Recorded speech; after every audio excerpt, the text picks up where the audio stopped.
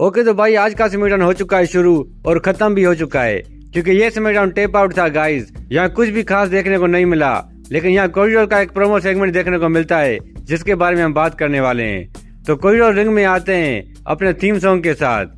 Corridor सबसे पहले Drew McIntyre के बारे में बात करते हैं कि कैसे मैंने उसके घर पे जाके उसको पहला। कॉरिडोर कहते हैं कि ड्रू मैकिंटायर कहता है कि WWE एक अनसेफ प्लेस है वर्किंग के लिए। कोडी इस बात का मजाक उड़ाते हुए कहता है कि ड्रू मैकिंटायर के घर में इतनी सिक्योरिटी थी फिर भी ड्रू मैकिंटायर डरता है और उसको ये अनसेफ लगता है। तो ड्रू मैकिंटायर के लिए सेफ जगह क्या है? क्या एक दुकान है? कॉरिडोर आगे कहता है कि ड्रू मैकिंटायर के घर पे जो कुछ हुआ वो बस एक 10% था जो रिंग में होना चाहिए। फिर उसके बाद एंट्री होती है निक ऑल्डिस की।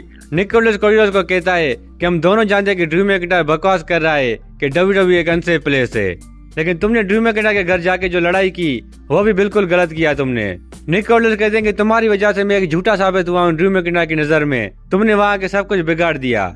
निक ऑल्डिस कॉरिडोर को कहते हैं कि अगर तुमने फिर से ड्रू मैकिंटायर को हाथ लगाया तो तुम्हारी चैंपियनशिप तुमसे छीन ली जाएगी। ये सब सुन के कॉरिडोर को गुस्सा आ जाता है गाइस और निक ऑल्डिस को कहता है कि शायद तुम भूल चुके हो कि तुम किससे बात कर रहे हो। कॉरिडोर यहाँ पे अपनी तारीफ करते हुए कहता है कि मैं WWE चैंपियन हूँ, मैंने रॉयल रंबल जीता है, मैंने किंग ऑफ द रिंग जीता है, मैंने रोमन रेंस का रेन तोड़ा है और मैंने जॉन सीना को भी हराया टाइटल के लिए। कॉरिडोर कहते हैं कि निक ऑल्डिस भले ही तुम मेरे दोस्त हो लेकिन मैं तुम्हारे लिए काम नहीं करता, मैं फैंस के लिए काम करता हूँ। तो तभी निक ऑल्डिस कहते हैं गाइस कि तुम भले ही चैंपियन हो लेकिन तुम लॉ से ऊपर नहीं हो, और लॉ यही कहता है कि तुमने अगर ड्रू मैकिंटायर को हाथ लगाया तो तुमसे चैंपियनशिप छीन ली जाएगी। फिर इसी बात पे कॉरिडोर माइक फेंक के वहां से निकल जाते हैं गाइस। तो ये सेगमेंट यहाँ पे एंड हो जाता है गाइस। अब देखते हैं इनकी स्टोरी किस तरह से देखने को मिलती है।